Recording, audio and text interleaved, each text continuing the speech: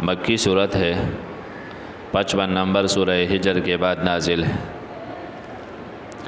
اس صورت کا ربط ماقبل کے ساتھ، ایک تو ماقبل کے آخر میں کیا تھا، للہ ملک السماوات، اختیارات اللہ کا ہے، تو اس کے اول میں ہے کہ الحمدللہ، جب اختیارات سب کچھ اسی کے لیے ہے تو حمد بھی اسی کے پڑھو اور ذکر بھی اسی کے نام کا کرو، تو اس کا آخر اور اس کا اول مطابق ہے۔ پہلے صورت کے آخر میں کیا تھا، صادقین کو سچ فائدہ دے گا، تو اس صورت میں بڑا سچ جو توحید ہے اور بڑا جھوٹ جو شرک ہے، تو اس کے وضاحت کا ذکر ہے۔ پہلے صورت کے آخر میں عیسیٰ علیہ السلام کا بیان ذکر ہے کہ میں عالم الغیب نہیں، مجھے کچھ پتہ نہ تھا، تو اس صورت میں نبی علیہ السلام اور دوسرے انبیاء کا بھی ذکر ہے کہ ان کے پاس غیب کا علم نہیں۔ پہلے تفصیلی بیان عیسیٰ علیہ السلام کا ذکر ہوا، تو اس صورت میں تفصیلی بیان شرک کے رد کے لیے وہ ابراہیم علیہ السلام کا ذکر ہے، تو مشرکین مکہ کی تردید ہے۔ پہلے صورت میں شرک کا رد ہوا، تو اب اس صورت میں ادلہ ثلاثہ سے توحید ثابت کرتا ہے، عقلی، نقلی، وحی، تینوں قسم کے ادلہ۔ پہلے توحید کا ذکر ہوا، تو اب اس صورت میں توحید بیان کرنے پر جو مصیبتیں آئیں گے، تو ان 6 قسم کی مصیبتوں کا تکالیف کا ذکر ہے۔ پہلے صورت میں ما احل لغیر اللہ بھی، یعنی غیر اللہ کے نام نظر کا ذکر تھا، تو اب اس صورت میں نذور غیر اللہ کی تفصیلی رد ہے۔ پہلے صورت میں محرمات العباد، بندوں نے جو کچھ حرام کیا اس کا ذکر، تو اب اس صورت میں رسوم جاہلیت میں مختلف قسم کے رسوم تھے باطل، تو ان کا بھی رد ہے۔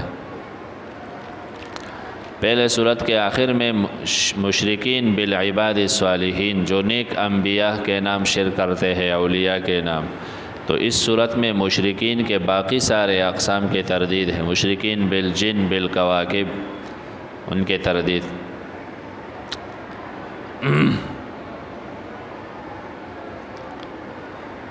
پہلے صورت میں دعوت برائے مومنین تھا، یا ایھا الذین آمنوا یا ایھا الذین آمنوا، یہ بار بار ذکر تھا۔ اس صورت میں دعوت ہے تمام ملل کفریہ کو، جتنے کفری عقائد ہے، کفر والے ہیں، ان کو دعوت ہے کہ اللہ کے توحید کے طرف آؤ، قل کے ساتھ یہ دعوت ذکر ہے۔ یہ تو صورت کا ربط ہوا۔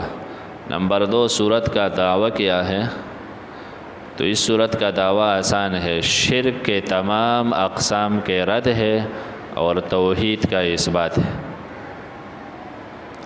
شرک کے جتنے اقسام ہیں اس کی تردید ہے، شرک فی العبادت، فی الدعاء، فی التصرف، فی العلم، اور اس طرح شرک فعلی کے تردید اور توحید کا اثبات ہے۔ اور یہ صورت سورہ مائدہ کے عکس ہے، وہاں پہلے شرک فعلی اور پھر اعتقادی کا ذکر تھا، اور یہاں پہلے شرک اعتقادی، آخر میں پھر فعلی کا ذکر ہوگا۔ شرک کے رد کے لیے اس صورت میں نمبر 1 دلائل عقلیہ کثرت سے ذکر ہے۔ دلائل عقلیہ مختلف انواع کے ہے۔ نمبر 2 زواجر بھی ہے، ڈانٹ بھی ہے، اور دلائل نقلیہ وحیہ بھی ہے۔ ابراہیم علیہ السلام کا خصوصی بحث مناظرہ بھی ہے، اور طرق دعوت بھی ہے کہ توحید کے دعوت اس طریقے پر دو، ایسا دعوت تو اللہ کے بڑائی کا۔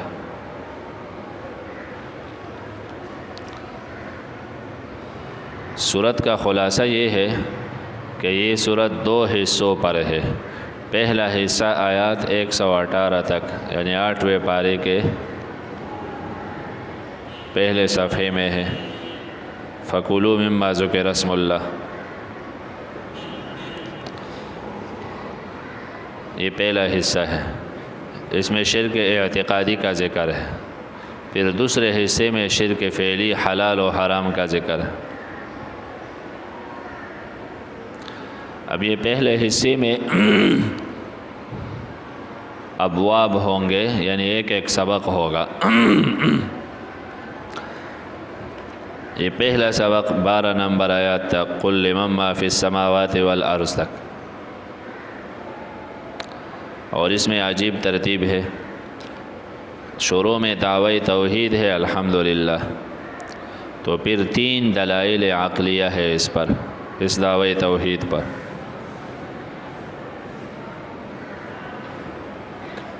دعوی توحید پر 3 دلائل 2 آیاتوں میں ہے، پھر 3 زواجر ہے، ڈانٹتے ہیں 3 طریقوں سے، پھر ان کے انکار کے 3 طریقے ذکر ہے، اور تخویف دنیاوی 3 حالتوں کے ساتھ ہے۔ پھر وَلَوْ نَزَّلْنَا عَلَيْكَ سے آیت نمبر 7 سے 3 سوالات کے جوابات ہیں، اور وَلَقَدِ اسْتُهْزِئَ سے تسلی 3 طریقوں پر ہے۔ تو اس باب میں، یہ پہلے باب میں سب کچھ 3 طریقوں پر ہے، اگلے باب میں پھر 4 ہوں گے۔ اور اس میں دلائل کا پہلا نوع ہے، یعنی عظیم اشیاء کے خلقت کا ذکر۔ تو پہلے سبق یہ سمجھاتا ہے کہ اے لوگوں، بڑے بڑے چیزیں تمہیں جتنے نظر آتے ہیں، سب کا خالق اللہ ہے، کوئی اللہ کے ساتھ اس میں شریک نہیں۔ باقی باب کا خلاصہ ساتھ بتاتے جائیں گے۔ پھر صورت ممتاز ہے، ایک تو ابراہیم علیہ السلام کے مناظرہ کے ساتھ، طرق دعوت، طریقے دعوت کثرت کے ساتھ ذکر ہے، اور عقبات 6 یعنی 6 تکالیف کا ذکر ہے۔ مشرکین کے رسوم کا ذکر اس میں کثرت کے ساتھ ہے۔ الحمدللہ الذی خلق السماوات والارض، یہ دعوی توحید۔ اور یہاں سے قرآن کا دوسرا حصہ شروع ہوتا ہے شیخ حسین علی رحمہ اللہ کی ترتیب پر۔ پہلے حصے میں خالقیت کا ذکر تھا، خالق اللہ ہے۔ اب اس دوسرے حصے میں خالقیت کے ساتھ ربوبیت کا ذکر ہے۔ سورہ کہف تک یہ چلے گا کہ پالنہار اللہ ہے، پالنے والا اللہ ہے، اشیاء کا خالق بھی وہی ہے، اور پھر پالتا بھی وہ ہے، نظام اس نے کسی کے حوالے نہیں کیا ہے۔ الحمدللہ، تمام خوبیاں صرف ایک اللہ کے لیے ہے، تمام صفات اللہ کے لیے، یا اللہ کے شان کے لائق صفات وہ صرف اللہ کے لیے ہے۔ الذی، وہ اللہ، یہ پہلا دلیل عقلی کہ اللہ اعیان میں، ذوات میں تصرف کرتا ہے۔ خلق السماوات، جس نے بنایا آسمان و زمین کو، تو آسمان و زمین کا خالق اللہ، تو معبود بھی وہی ہے۔ وجعل الظلمات والنور، اور بنایا اللہ نے اندھیرے اور روشنی۔ تو اندھیرے روشنی یا تو ذوات ہے، رات کے اندھیرے، دن کے روشنی، یا معنوی اندھیرے روشنی ہے کہ ہدایت کے راستے، کفر اور برے راستے، یہ سب اس کے علم میں اس نے بنائے۔ وجعل الظلمات والنور، بنایا اللہ تعالیٰ نے ظلمات اور نور بھی، روشنیاں بھی۔ ثم الذین کفروا بربہم یعدلون، لیکن پھر بھی کافر لوگ اپنے رب کے ساتھ یعدلون، دوسروں کو برابر سمجھتے ہیں، یعدلون دوسروں کو برابر کرتے۔ خالق اللہ ہے، مربی اللہ ہے، ظلمات اور نور کا خالق وہی ہے، کوئی بھی بنانے والا نہیں، لیکن پھر بھی کافر سمجھتے نہیں اور دوسروں کو اللہ کے برابر سمجھتے ہیں۔ یا پھر بھی کافر لوگ اپنے رب سے عادلون، تجاوز کرتے ہیں، پھر بھی اللہ کو چھوڑ کے دوسرے طرف جب یقین ہے کہ یہ نظام اس کا ہے اور اس میں ہر ذرہ اس کے حکم کے تابع ہے، تو پھر آپ دوسروں پر باور اعتماد کیوں کرتے ہو؟ هو الذی خلقکم من طین ثم قضى اجلا، اور دلیل عقلی، اللہ وہ ذات ہے جس نے بنایا تم کو من طین، مٹی سے، ثم پھر قضى، فیصلہ کیا ہے، اجلاً، ایک وقت مقررہ کا۔ 2 اجل ہے، ایک انسان کا ہے اور ایک اس عالم کا ہے۔ تو اللہ نے انسان کو مٹی سے بنا کے اجل مقرر کیا ہے کہ 50 سال رہے گا، 100 سال رہے گا، لیکن وَأَجَلٌ مُّسَمًّى، ایک اور اجل ہے مسمن عندہ جو معلوم ہے اللہ کے ہاں، لیکن پھر بھی تم لوگ تمترون شک کرتے ہو۔ یہ سب کچھ دیکھ کے کہ واقعی جیسے رب نے کہا اجل ہے، پہلا اجل نکرہ کہا نا، تو کسی کو کیا پتہ کہ میں کب مروں گا، لاشنا ہے، نکرہ ہے، پتہ نہیں چلتا۔ دوسرا اجل مسمى ہے، یعنی اس کا صفت ذکر ہے، تو قرآن میں اس کے نام ذکر ہے نا، قیامت کے نام ہے، کئی ناموں کا ذکر ہے، یوم البعث ہے، یوم الجزا ہے، یوم المیعاد ہے، یوم التناد ہے، یوم الفصل ہے، تو اجل ایک اور اجل مسمن کہ ان کے ناموں کا ذکر ہے، اللہ کو معلوم ہے، لیکن پھر بھی تم لوگ تمترون شک کرتے ہو۔ یہ سب کچھ دیکھ کے کہ واقعی ہر انسان اپنے اجل پہ جاتا ہے اور کوئی کچھ نہیں کر سکتا، تو ایسا ہی اس بڑے نظام کا بھی ایک اجل ہے، وقت پورے ہونے پر ہم اس نظام کو سمیٹ لیں گے، پھر بھی تم تمترون شک کرتے ہو۔ ایک معنی یا میرا سے ہے، معنی جھگڑتے ہو، انکار کرتے ہو، بحث مباحثے کرتے ہو۔ وَهُوَ اللَّهُ فِي السَّمَاوَاتِ وَفِي الْأَرْضِ، وَهُوَ اللَّهُ اللہ تعالیٰ، یہ اور دلیل، فی السماوات وفی الارض، اللہ آسمانوں میں بھی ہے، وفی الارض اور زمین میں۔ کیا معنی اللہ آسمانوں میں؟ وہ تو اپنے عرش پر ہے، تو معنی اللہ فی السماوات، اللہ متصرف ہے آسمانوں میں، وفی الارض زمین میں، اوپر بھی اس کا تصرف چلتا ہے، نیچے بھی، کوئی بھی چیز اس کے تصرف، اس کے فیصلے سے باہر نہیں ہے، نہ کسی کو نظام حوالہ ہے، نہ نظام میں کوئی خطہ حوالہ ہے، اللہ ہے تصرف کرنے والا آسمان و زمین میں۔ یا معنی اللہ تعالیٰ ہے اس نام کے ساتھ آسمان و زمین، اللہ کا یہی نام ہے، اوپر بھی ملائک اللہ کے نام سے یاد کرتے ہیں، زمین میں بھی یہی نام ہے، یعلم سرکم و جہرکم و یعلم ما تکسبون، جانتا ہے اللہ تمہارے خفیہ حالات، دل میں کیا ہے، توحید ہے تو جانتا ہے، و جہرکم تمہارے ظاہر حالات، تو ظاہر شرک فعلی کرتے ہیں لوگ، اور عقیدے کا شرک سر ہے، خفیہ ہے، تو اللہ ظاہر باطن دونوں شرکوں سے باخبر ہے۔ یا دل میں توحید ہے اور ظاہر میں اتباعی سنت ہے، تو اللہ مومنوں کی حالت سے بھی باخبر ہے۔ وَيَعْلَمُ مَا تَكْسِبُونَ، جانتا ہے اللہ جو تم کسب کرتے ہو، فی الحال جس حال میں ہو، آئندہ کیا کرو گے، تکسبون مضارع ہے، اللہ کو سب کچھ کا پتہ ہے۔ وَمَا تَأْتِيهِم مِّنْ آیَةٍ مِّنْ آیَاتِ رَبِّهِمْ إِلَّا كَانُوا عَنْهَا مُعْرِضِينَ، یہ زجر تین امور کے ساتھ، تین باتوں پر زجر کہ ہم کیسے بہترین انداز سے سمجھاتے ہیں اور اللہ کی معرفت کرواتے ہیں تاکہ لوگ اللہ کو سمجھے، پھر روز قیامت پریشان نہ ہو، لیکن ان کا اعراض بھی تو دیکھے۔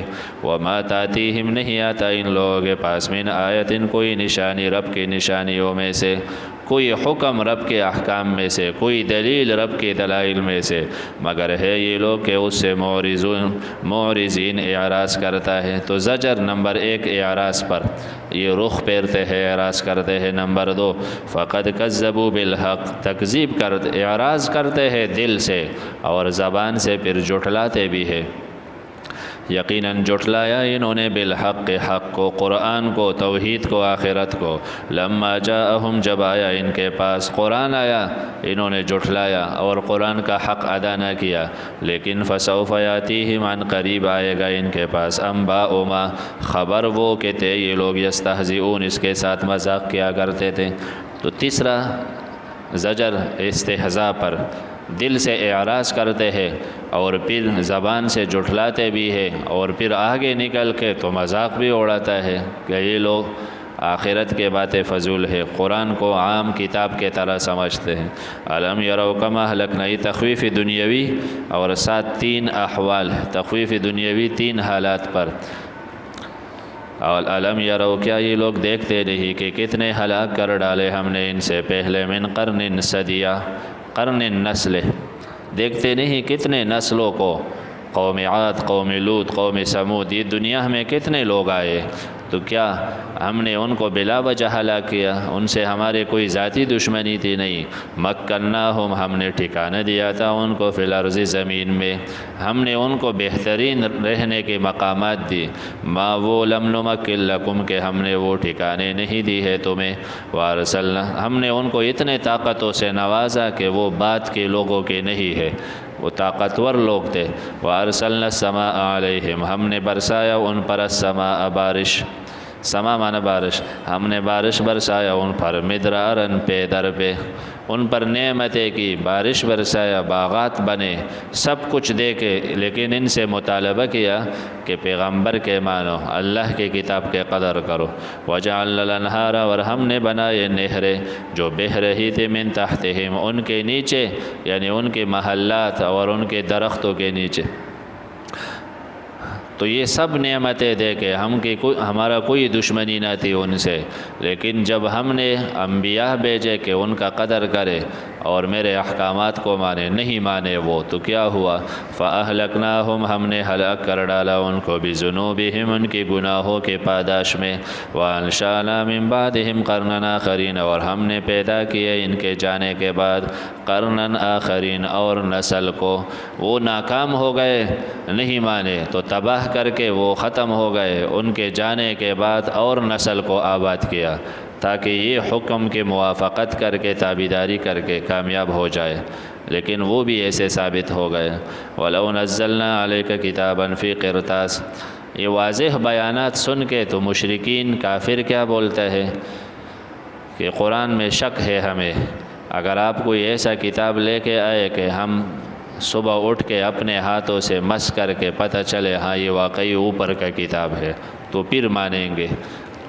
تو جواب، وَلَوْ نَزَّلْنَا، اگر ہم اتارے آپ پر کتاباً، کتاب، فی قرطاس، صحیفوں میں، اوراق میں، فَلَمَسُوهُ بِأَيْدِيهِمْ، اور یہ مس کرے اسے اپنے ہاتھوں سے بھی، مس کرنے سے پتہ چلے جائے گا نا کہ نظر بندی نہیں ہے، واقعی چیز کی حقیقت ہے۔ لقال الذین کفروا، تو پھر بھی کہیں گے کافر لوگ کہ نہیں ہے یہ مگر یہ کلم کلا سحر ہے، جادو ہے، جیسے عیسیٰ سے کہا کہ یہ مردوں کو زندہ کرتے، جادوگر ہے۔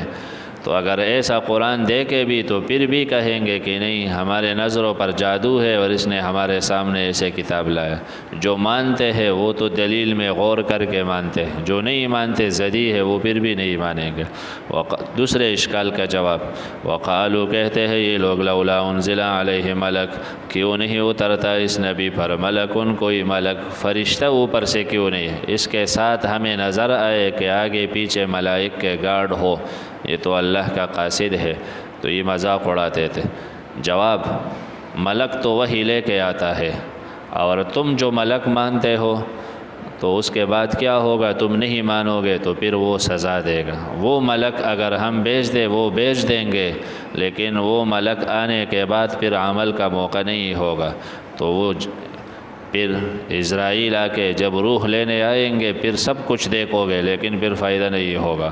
وَلَوْ أَنزَلْنَا مَلَكًا، اگر ہم اتارے ان کے کہنے پر ملک، لَقُضِيَ الْأَمْرُ، تو ہو جائے گا فیصلہ کام کا، کام مانا عذاب کا فیصلہ۔ ثُمَّ لَا يُنظَرُونَ، پھر انہیں مہلت نہیں دی جائے گی کہ ہم مہلت دو، اب یقین آ گیا عمل کرتے، پھر مہلت نہیں ہوگی۔ وَلَوْ جَعَلْنَاهُ مَلَكًا لَجَعَلْنَاهُ رَجُلًا، یہ تیسرے شبے کا جواب کہ اس نبی کے جگہ اگر اللہ کو بھیجنا تھا تو ملک بھیجتے، وہ آ کے ہمیں دعوت دیتے تو پھر مانتے۔ تو جواب، ملک کو تو تم دیکھ نہیں سکتے ہو، وہ مخلوق تو تمہیں نظر نہیں آتا، اگر ہم ملک بھیجے بھی تو انسانی شکل میں بھیجتے، تو پھر بھی تم شبہ کرتے کہ یہ تو انسان ہے ہمارے جیسا۔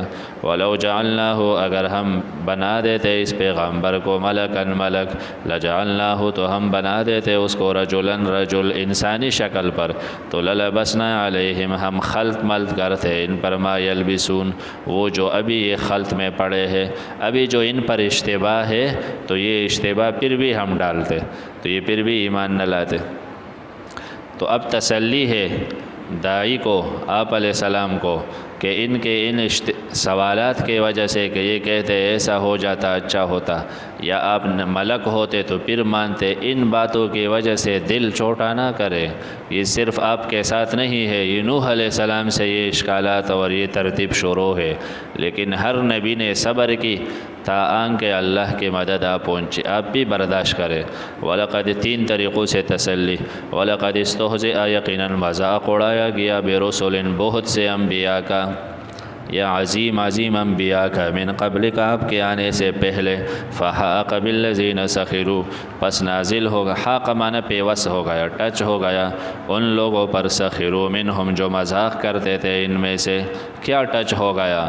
ما وہ عذاب، کانو کہتے یہ لوگ اس عذاب کے ساتھ، یستہزئون مذاق کیا کرتے، جس عذاب کو مذاق سمجھ رہے تھے آخر وہی عذاب ان پر نازل ہو گیا۔ قل سیروا فی الارض ثم انظروا کیف کان عاقبۃ المکذبین، عذاب کہاں آیا ہے تو جا کے دیکھو ان کے پرانے کنڈرات، قوم عاد سمود کے بقایات ہے اور دنیا کے تاریخ ہے۔ قل آپ کہیے سیروا فی الارض چل پھرو زمین میں، ثم انظروا پھر غور کے نظر سے دیکھو، نظر معنی دیکھنا صرف نہیں ہے بلکہ غور فکر کے ساتھ دیکھنا مراد ہے۔ ثم انظروا پھر خوب غور فکر کرو، کیف کان عاقبۃ المکذبین کیا انجام بنا جھٹلانے والوں کا، جس نے اللہ کو، پیغمبر کو، دین کو جھٹلایا اس کا انجام تو ذرا دیکھ کہ کیا ہو گیا ان کے ساتھ۔ قل سیروا قل لمن ما فی السماوات والارض قل للہ۔ اب اس مقام سے دوسرا باب ہے،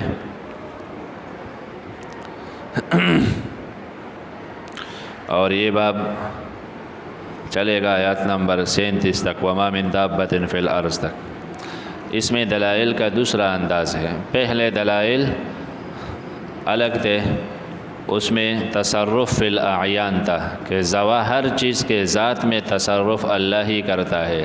اب صفات میں تصرف ہے کہ رات میں سکون اللہ کے طرف سے ہے، کھانے پینے کے اشیاء اور اس میں تاثیر اللہ کے طرف سے ہے، تو اعیان میں تصرف تھا، اب ذوات میں تصرف ہے، اور اس میں دلائل بھی 4 چلیں گے، اور زواجر کا انداز بھی 4 تخویفات بھی 4 ترتیب سے۔ اب یہ پہلے 2 آیتوں میں دلائل عقلیہ ہے، قل لمن ما فی السماوات وَلَهُ مَا سَكَنَ فِي اللَّيْلِ۔ پھر قل سے طریقہ تعلیم ہے کہ میرے حبیب ان کو میرا توحید ایسا ہی سمجھا دو، قل آپ ایسا کہا کرے، قل آپ کہیے لمن ما فی السماوات والارض، ان مشرکین سے ذرا پوچھئے لمن کس کے کنٹرول میں ہے جو کچھ آسمان و زمین میں ہے۔ کسی بھی مشرک سے کہے جو تم ستاروں کی عبادت کرتے ہو تو زمین سب کچھ ان کے کنٹرول میں ہے، کہے گا نہیں۔ کسی ہندو سے کہے تو کہے گا میں نے تو اپنے ہاتھ سے بنایا۔ کسی قبر پرست سے کہے تو کوئی بھی نہیں کہے گا کہ نظام ہمارے معبود کے حوالے ہے۔ کوئی غیر اللہ کے قانون پر زندگی گزارتا ہے اور بادشاہوں کو سب کچھ سمجھتا ہے، بس یہ خوش ہو، آگے آخرت کے پرواہ نہیں۔ تو ان بادشاہوں نے تمہیں پیدا کیا نہیں، یہ تو خود چند دن کے بادشاہ چلے جائیں گے، تو ان کے لیے آخرت سے انکار، دین سے انکار کرتے ہو۔ قل آپ کہیے لمن ما فی السماوات، کس کے کنٹرول میں ہے جو آسمان و زمین میں ہے۔ یہ خاموش ہے نا، نہیں کہیں گے، تو قل آپ کہیے للہ، ایک اللہ ہی کے کنٹرول میں ہے۔ یہ دلیل عقلی مسکت للخصم ہے کہ مقابل خاموش ہو جائے۔ کتب علی نفسہ الرحمہ، اللہ نے، اچھا جب یہ اتنے بڑے شرک میں مبتلا ہے تو اللہ جلدی سزا کیوں نہیں دیتا؟ تو جواب، اللہ نے اپنے اوپر رحم لازم کیا ہے، تو اس کا رحم ہے کہ بہت موقع دیتا ہے اور پھر بار بار سمجھانے کے لیے لوگ بھیجتے ہیں۔ کتب علی نفسہ الرحمہ، اللہ نے لازم کی ہے اپنے اوپر رحمت، اللہ پر بھی لازم ہوتا ہے، تو اس لزوم سے مراد فضل ہے، فضل یعنی اللہ نے اپنے فضل سے وعدہ کیا ہے کہ میں رحم کروں گا۔ لَيَجْمَعَنَّكُمْ إِلَىٰ يَوْمِ الْقِيَامَةِ، اور وقت آئے گا اللہ ضرور جمع کر دے گا تم کو روز قیامت کے طرف، لا ریب فیہ، اس کے آنے میں کوئی شک نہیں۔ الذین خسروا انفسهم فهم لا یؤمنون، وہ لوگ جنہوں نے نقصان میں ڈالا اپنے آپ کو تو وہ ایمان نہیں لائیں گے۔ تو خسران تو بعد میں ہوتا ہے، عدم ایمان پہلے، ایمان نہیں لائیں گے تو خسارے میں پڑے۔ لیکن یہاں خسران خسارے سے مراد جو عقل سے کام نہیں لیتے، اپنے عقل کو بیکار کر دیا تو وہ ایمان نہیں لائیں گے۔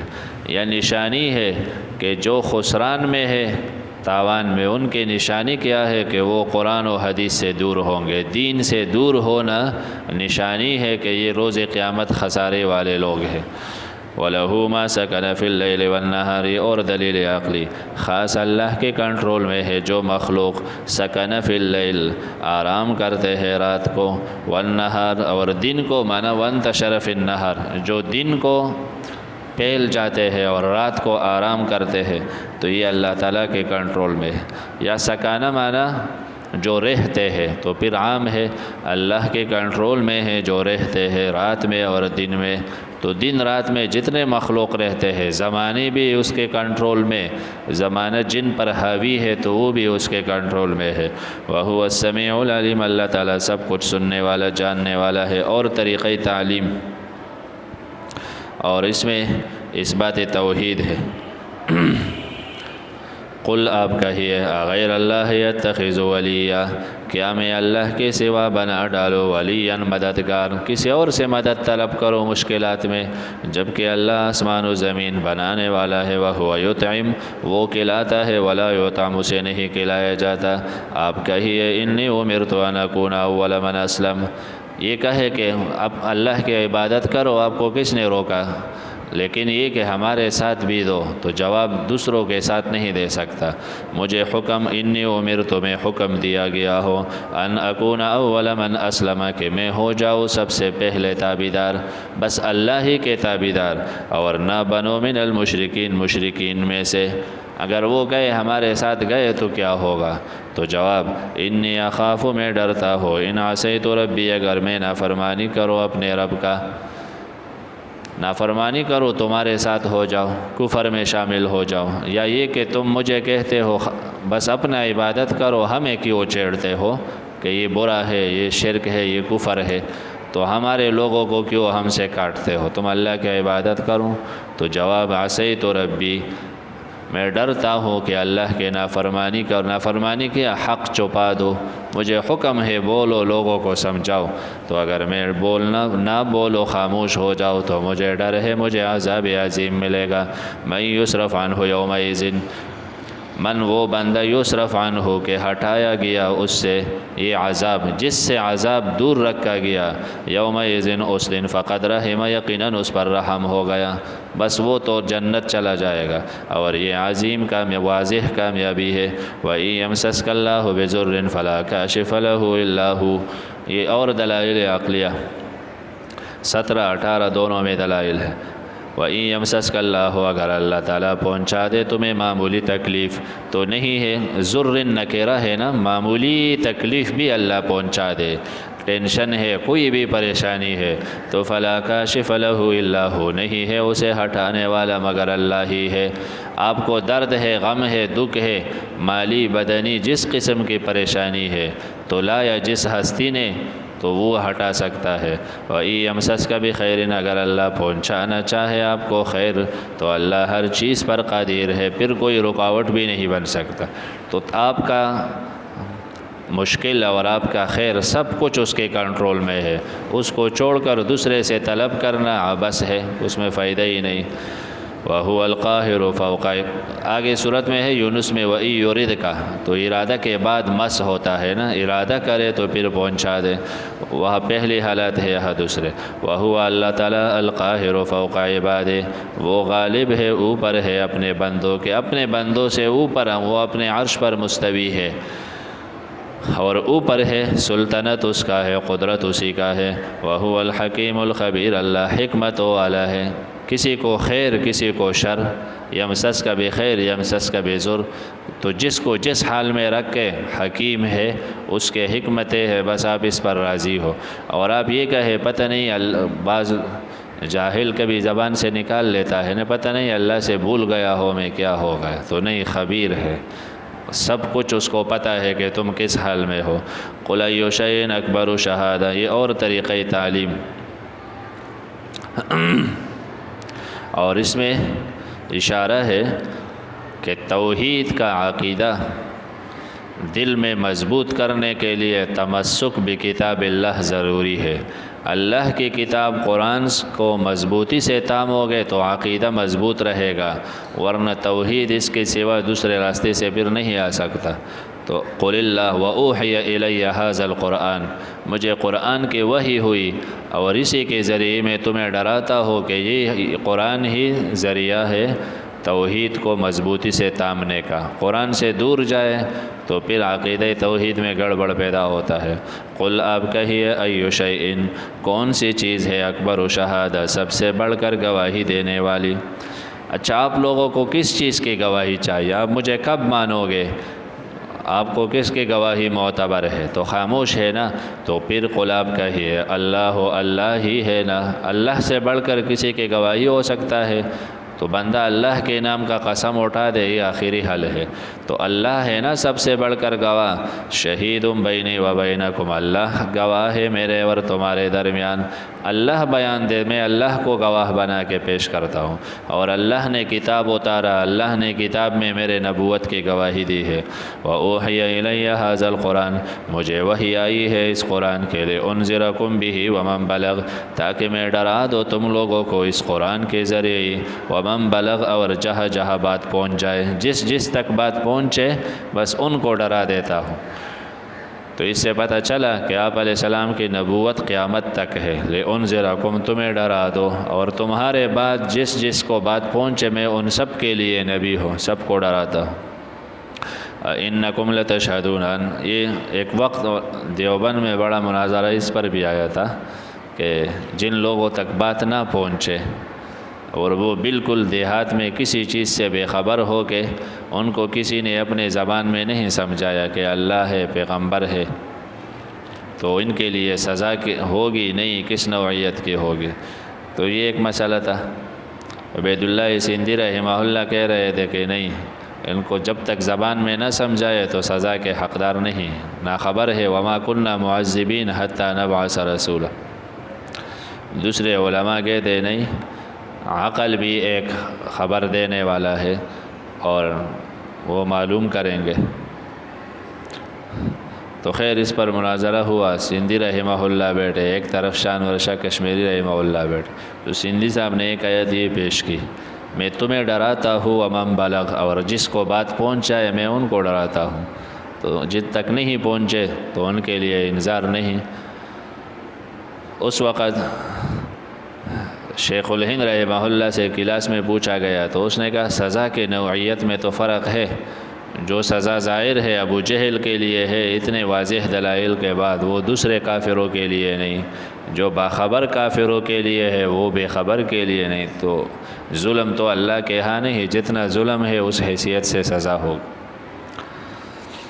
تو اس پر کشمیری رحمہ اللہ ان کو غصہ ہو گئے کہ پھر سب کے جگہ آپ جاؤ گے، مانا سب کو نہیں پہنچے تو ان پر عذاب نہیں، تو پھر آپ سب کو پہنچا دیں۔ تو خیر یہ تو ان کی ویسی بات تھی۔ معاملہ اور تھا، پیچھے انگریز کے طرف سے دباؤ تھا کہ سندھی رحمہ اللہ کو ہندوستان میں نہیں چھوڑنا ہے، یہ انگریزوں کے خلاف کالجوں میں تحریک چلاتے تھے۔ تو یہ بہانہ بنا، ان کو پھر نکالا گیا۔ اس نے کہا مجھے چلو مدرسے سے نکالو دیوبند سے، لیکن ہندوستان میں چھوڑ دو، یہ میرا مادری علمی ہے، تو ویسے میں اس مدرسے کو دیکھتا ہوں تو خوش ہوتا ہوں، لیکن انہوں نے وہاں بھی نہیں چھوڑا، وہ پھر حرم گئے، مکہ میں تھے۔ بعد میں کشمیری رحمہ اللہ نے معذرت نامہ بھیجا، کہا مجھے پتہ نہیں تھا، مجھے بعد میں پتہ چلا کہ یہ مسئلہ تو ایک ویسے مسئلہ تھا، اتنا نہیں تھا، اور یہ تو تحقیق کی ضرورت، مسئلہ تو تحقیق کا تھا، مناظرہ بنا کے اور کسی کو نکالنا تو یہ کوئی اور گیم تھا، میں غلطی سے شکار ہو گیا، مجھے پتہ نہیں چلا۔ ان لِأُنذِرَكُمْ بِهِ، تو دشمنان دین تو ہے نا، ان کے تو مختلف منصوبے، انہیں پتہ چل جاتا ہے کہ ایک عالم دین کا کام کرتا ہے یا انگریز کے تسلط کو، غیر کے تسلط کو ختم کرنے کے لیے راہ ہموار کرتا ہے، تو وہ تو نہیں چھوڑتے۔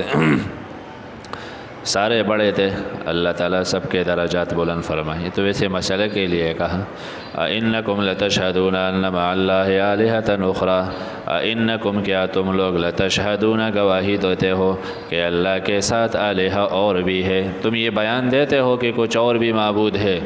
قل آپ کہی، اگر یہ کہے ہاں ہم ایسے بیان دیتے ہیں تو آپ کہے لا اشہد، میں تو یہ بیان نہیں دیتا، میں تو ایک ہی اللہ کو مانتا ہوں۔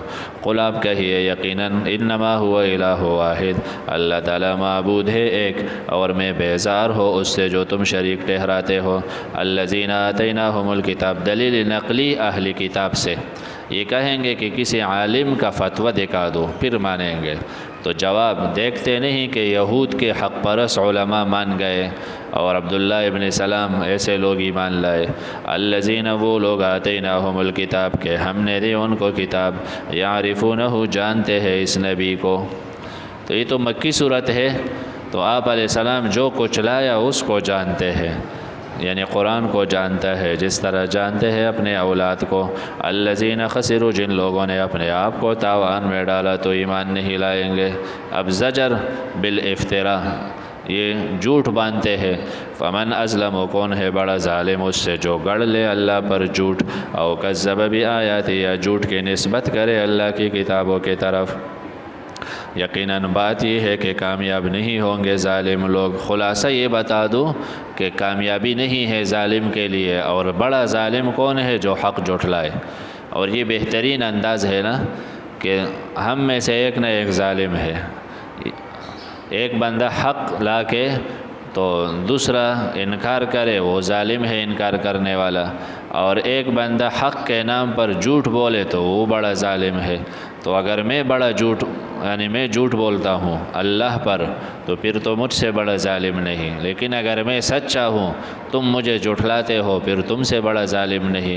اب بات یہ ہے کہ لا یفلح الظالمون، انجام کا انتظار کرو کہ کس کا انجام اچھا نکل آتا ہے۔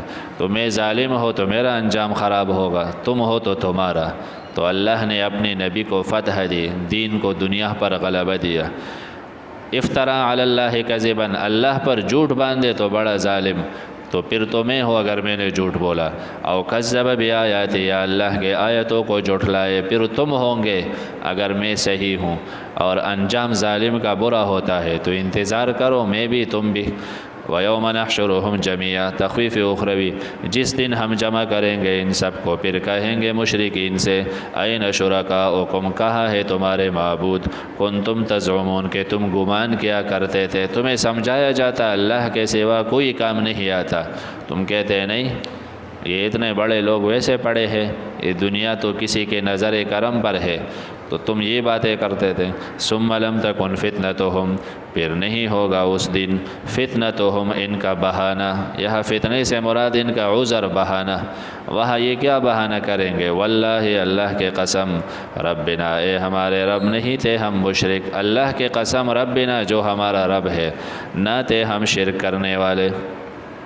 فتنے کے کئی معنی، فتنہ اس کو بولتا ہے کہ کسی کی محبت میں کوئی مبتلا ہو جائے اور پھر جب مصیبت آئے تو اس کو چھوڑ دے، تو فتنے میں مبتلا ہوا کہ محبوب کو مصیبت کی وجہ سے چھوڑ دیا۔ تو دنیا میں ان کے محبت میں پڑے تھے، اب تکلیف آئی تو پھر گئے، کہیں گے ہم نے کوئی شرک نہیں کیا۔ اچھا شرک نہیں کیا تو کیسے جھوٹ بولتے ہیں؟ انظر، دیکھ لیجئے، کیف کذبوا علی انفسہم، کیسے جھوٹ بولتے ہیں اپنے اوپر۔ وضل عنہم، گم ہو جائے گا ان سے ما کانوا یفترون، جو یہ لوگ گڑھتے تھے۔ دنیا میں قصے کہانیاں گڑھتے ہیں نا، فلاں نے 12 سال کے پرانے کشتی کو واپس نکالا، پتہ نہیں نشنا قصے ہیں، تو اس دن یہ سارے قصے ان سے غائب ہو جائیں گے، کچھ بھی نہیں کہہ سکے گا، غائب ہو جائے گا ان سے جو یہ لوگ جھوٹ کی کہانیاں گڑھتے تھے۔ یہ ہے انکار کریں گے کہ ہم مشرک نہ تھے، اور دوسرے آیتوں میں ہے اقرار کریں گے اپنے جرم کا۔ تو ایک تو یہ ابن عباس رضی اللہ عنہما فرماتے انکار پہلے کریں گے جب ان کے اعضاء گواہی دیں گے کہ ہاں ہم نے یہ جرم کیا ہے، تو پھر اقرار کریں گے۔ تو انکار ایک صورت میں ہے، اقرار دوسرے صورتوں میں۔ اور یا کہتے ہیں واللہ ربنا ما کن، ہم مشرک نہ تھے، تو مشرک تو اپنے آپ کو مشرک نہیں کہتا، وہ تو یہی سمجھتا ہے میں اولیاء کے قدر کرتا ہوں، ثواب کا کام کرتا ہوں۔ وَمِنْهُمْ مَنْ يَسْتَمِعُ إِلَيْكَ یا تفریح کرو 10 منٹ۔